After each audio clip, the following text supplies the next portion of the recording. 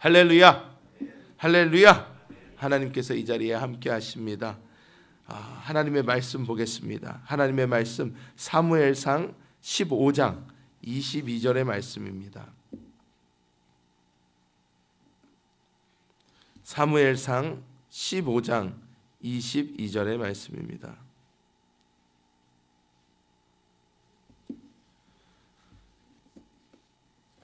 사무엘상 15장 22절의 말씀을 저희가 찾아서 한 목소리로 합독해 보겠습니다. 사무엘상 15장 22절의 말씀입니다. 제가 가진 성경으로 15장 22절의 말씀 432페이지입니다. 자, 다 같이 합독하겠습니다. 사무엘이 이르되 야훼께서 번제와 다른 제사를 그의 목소리를 청종하는 것을 좋아하심 같이 좋아하시겠나이까. 순종이 제사보다 낫고 듣는 것이 수장의 기름보다 나으니. 아멘. 한 장 더 보겠습니다. 누가복음 1장입니다.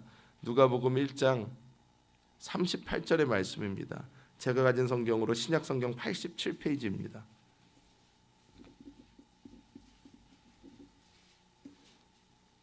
신약성경 87페이지 누가복음 1장 38절의 말씀입니다. 다 같이 합독하겠습니다. 마리아가 이르되 주의 여종이오니 말씀대로 내게 이루어지이다 하매 천사가 떠나가니라. 아멘. 저는 오늘 이 사무엘상 15장 22절의 말씀과 누가복음 1장 38절의 말씀을 가지고 순종에서 영광으로, 이러한 제목으로 하나님의 은혜를 나누겠습니다. 이 세상의 모든 것들은 잠시 있다가 사라지는 신기루와 같습니다. 안개와도 같은 인생입니다. 영원할 것 같던 어떤 나라들, 건축물들, 그것이 어떤 것이 되었든 모든 것은 있다가 사라지고 맙니다. 바벨론 제국, 페르시아 제국, 헬라 문명, 로마 제국 등 여러 위대한 나라들, 이집트 문명도 있었고요. 그 위대한 나라들이 그 당시에 영원히 없어질 것 같지 않지, 너무나 멋있게, 너무나 위대하게 굳건히 그 자리를 지켰지만 지금 오늘날 우리가 그 문명들을 되돌아보면 지금은 우리가 이집트에 가면 피라미드를 보는 관광 명소가 되었고, 우리가 로마 문명을 이탈리아에 가면 또 이탈리아에서 그냥 로마 문명이 참 찬란했구나 정도 보는 것이지, 그 문명 아직까지 그 제국들이 서 있는 것이 아니라는 것입니다. 저는 어려서부터 책을 읽는 것을 참 좋아했는데 제가 가장 좋아하던 책 중에 하나가 삼국지였습니다. 삼국지가 한 10권 정도 됐는데요. 그 삼국지를 계속 밤을 새면서 막 읽어가지고 막 이틀 만에 삼국지 10권을 막 다 읽었어요. 계속 읽고 또 읽고 또 읽고 또 읽고 하는데 거기서 보면 거기서 이제 장수들의 이름이 얼마나 많이 나오는지 모릅니다. 유비, 관우, 장비뿐만이 아니라 제갈공명, 사마이, 조조 할 것 없이 너무너무나 이름들이 많이 나와요. 근데 그 이름들이 많이 나오는 그 이름들을 보면서 어렸을 때 이 사람들 참 멋있었다. 이 사람은 이런 사람이구나. 저 사람은 저런 사람이구나.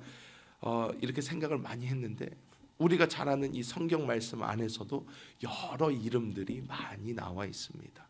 오늘 우리가 함께 봉독한 사무엘상 15장 22절과 누가복음에 보면 세 사람이 보입니다. 세 사람이 보이는데 누구냐면 사무엘상에서는 당연히 그 말을 하고 있는 사무엘의 모습이 나옵니다.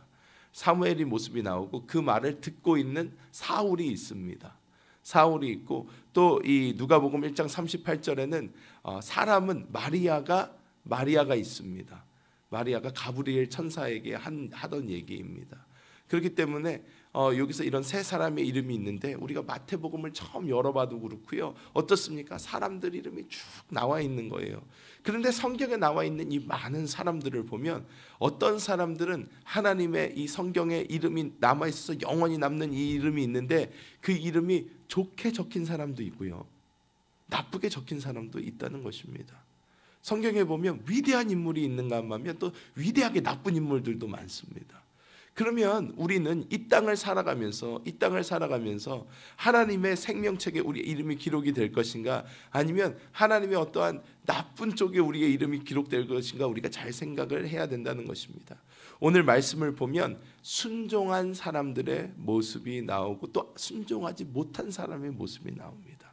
그래서 오늘 이 말씀을 함께 보면서 순종이라는 것이 얼마나 큰 영광을 가져올 수 있고 또 불순종이라는 것이 얼마나 또 무서운 것인지 함께 나눠보고자 합니다. 첫 번째, 순종이란 무엇인지 우리가 잘 알아야 할 것입니다. 순종이란 나의 의사에 상관없이 명령을 바로 즉각적으로 따르는 것입니다. 우리 한국은 남자분들은 대부분 군대를 다녀옵니다. 대부분 군대를 다녀오는데 군대를 다녀온 남성은 복명, 즉 어떤 명령에 즉각적으로 복종하는 것에 대한 것을 확실하게 알고 있습니다. 왜? 군대 문화가 그렇게 돼 있습니다. 순종하지 않으면 군대라는 곳이 돌아갈 수가 없습니다. 요즘에는 그게 너무나 강압적으로 되다 보니까 많은 문제들도 생기고 있지만 하지만 군대라는 그 조직 안에서 명령이 떨어질 때 그 명령이 즉각적으로 실행되지 않으면 군대가 올바로 조직적으로 이루어질 수 없는 것입니다. 그런데 이 성경에 보면 순종이라는 이야기를 가장 크게 순종이라는 것 때문에 가장 큰 피해를 본 사람의 이야기가 오늘 사무엘상 15장 22절에 나오는 바로 사울의 이야기입니다. 사울은 처음부터 자신감이 별로 없었던 사람입니다. 사실 굉장히 잘생기고 키도 크고 멋있는 사람이었습니다. 성경을 보면 많은 사람들이 사울을 보면서 와, 저 사람 참 멋있다라고 이렇게 생각하고 또 이야기한 부분이 많이 나옵니다. 그런데 사울 그 자신은 자기가 처음 왕으로 이렇게 추대가 되었을 때 하나님이 사울을 왕으로 삼으셨다 했을 때 어떻게 나 같은 사람이 왕이 될 수 있겠나 하면서 굉장히 꺼려했던 사람입니다. 그런 마음 때문일까요? 사울은 늘 이스라엘 민족의 눈치를 봅니다. 그래서 하나님께서 사울에게 명령을 하시는데 아말렉을 쳐서 멸하라고 말씀을 하십니다. 근데 어떻게 보면 하나님이 좀 끔찍할 정도로 아말렉의 모든 것에 씨를 말리라고 하십니다. 남자, 여자, 노소 상관없이 그냥 다 가서 싹 다 전멸시키라고 하십니다. 사실 성경을 비유적으로 본다면 아말렉은 우리의 육신을 이야기합니다.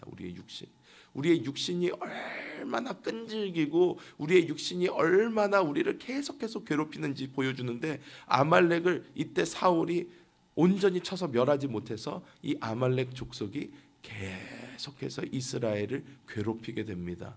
그런데 하나님께서 기회를 주셨어요. 사울아, 넌 가가지고 아말렉을 완전히 진멸해라. 아무것도 살려두지 마라. 염소나 양 새끼까지도 살려주지 말고 다 죽여라. 무조건 다 죽여라. 이 아말렉이라는 이름을 이 지구상에서 없애버려라 라고 하나님이 그리고 승리의 깃발도 주셨어요. 이기게 해주셨어요. 근데 사울이 가서 보니까 좋은 게 너무 많은 거예요. 사람들도 내가 이 사람들을 노예로 잡아오고 이 좋은 것들을 다 가져다가 전리품으로 가져오면 이스라엘 백성이 얼마나 나를 칭송하고 또 내가 왕으로서의 어떤 지위가 얼마나 탄탄하게 굳어질 수 있을까 라는 걸 생각하니까 사울이 이것을 죽이지를 못하겠는 거예요. 그러니까 왕을 사로잡았어요. 너 항복하지? 당연히 항복한다고 그러죠. 죽게 생겼는데. 그러니까 이렇게 묶어가지고 왕 끌고 오고 좋은 사람들 다 끌고 오고 좋은 양, 소 이런 거 다 가지고 옵니다.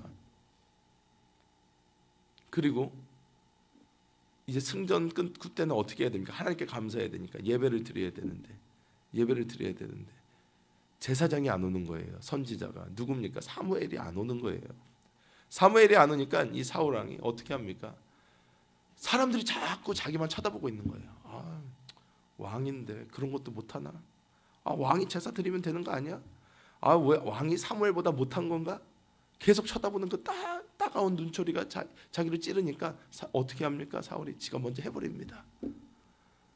그러니까 사무엘이 이렇게 와서 보니까 가관인 거예요. 저기서부터 가축 소리 들리기 시작하죠.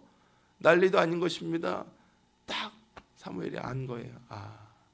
사울 왕이 하나님의 말씀을 순종하지 않았구나. 하나님의 말씀을 온전히 듣지 않았구나. 이렇게 알고 어떻게 합니까? 사무엘이 그 유명한 말을 합니다. 오늘 읽은 사무엘상 15장 22절의 말씀처럼 순종이 제사보다 낫고 듣는 것이 수장의 기름보다 나으니 이는 거역하는 것은 점치는 죄와 같고 완고한 것은 사신 우상에게 절하는 죄와 같음이라 이렇게 말을 합니다. 너무너무나 무서운 말입니다.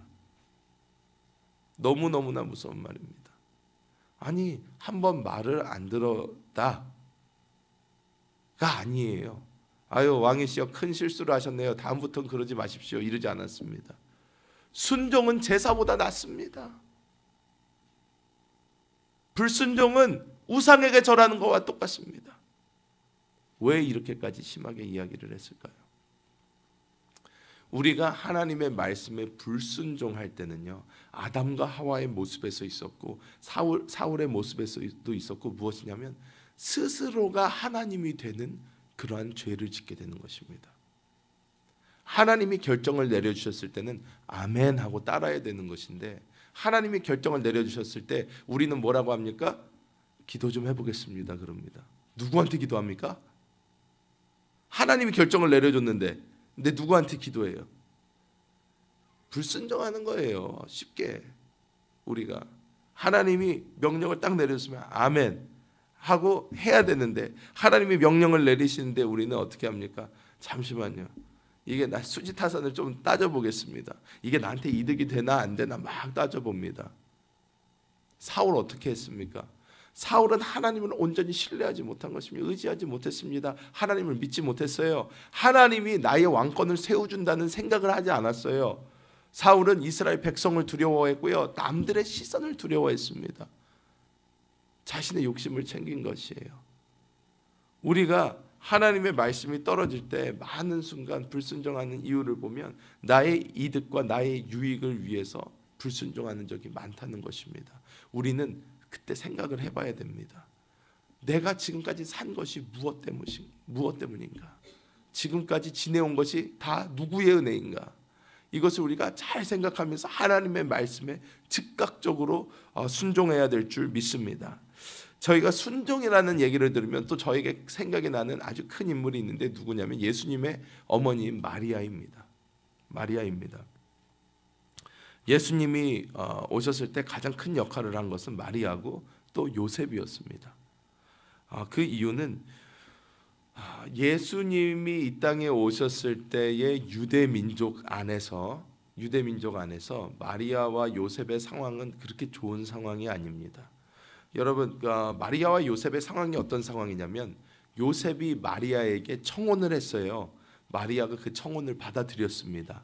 청혼을 받아들인 후 요셉이 신혼집을 마련하러 준비하고 있는 동안에 일어난 일이에요. 이스라엘 민족의 풍습은 남자가 여자에게 프로포즈를 한 다음에 바로 같이 사는 것이 아니라, 남자가 신혼집을 다 예비해 두고 그 다음에 신부를 데리러 옵니다. 데리러 와서 이제 우리 신혼집으로 갑시다. 그러면 이제 같이 가서 그때부터 같이 사는 거예요. 근데 요셉이 마리아네 집에 가서 마리아에게 프로포즈 다 하고 부모님께 승낙 다 받고 기뻐가지고 집에 와서 신혼집 예비하고 있는데 갑자기 소문이 들립니다. 마리아가 임신을 했대더라. 자, 뭐가 확실합니까? 내가 아니라는 게 확실해요. 내가 아니라는 게 확실해요. 여기서는 그래서 마리아의 순종도 있고 요셉의 순종도 있는데, 먼저 요셉의 순종을 보자면 요셉의 순종은 어마어마한 순종입니다. 왜? 자기 자식이 아닌 것을 알고도 하나님을 신뢰할 수 있는 믿음이 있었어요. 내가 아닌 건 확실해요. 이거는 왜? 나 신혼집 마련하고 있을 때 같이 살지도 않는데 어떻게 애가 생깁니까?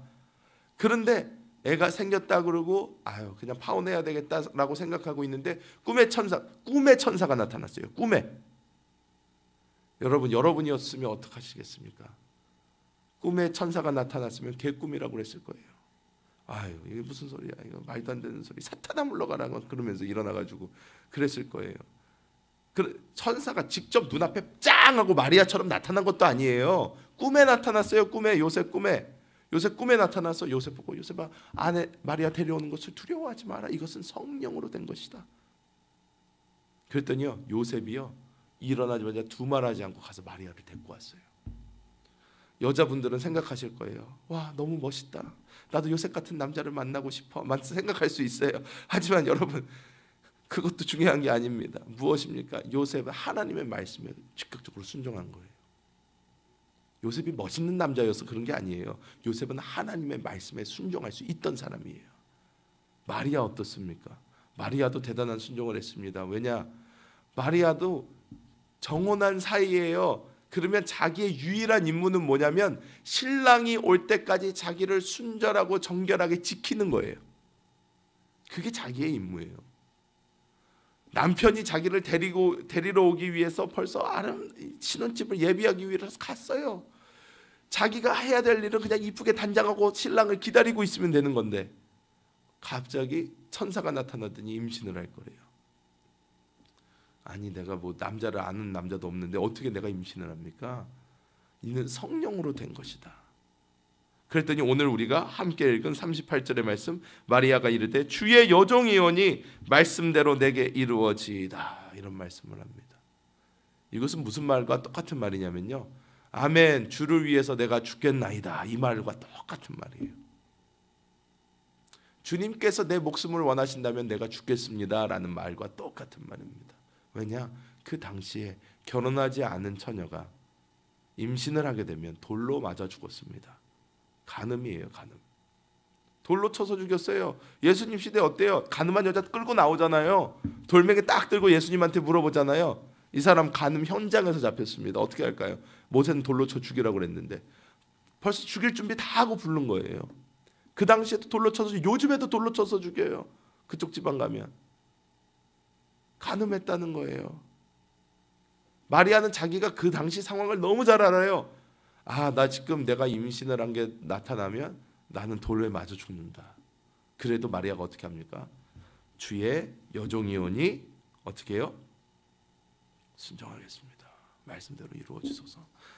하나님 뜻대로 하소서. 이렇게 하는 것입니다.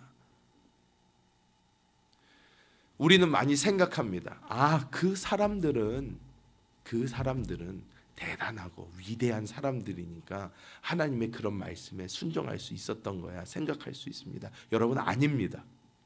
순종이 위대한 사람을 만드는 것입니다.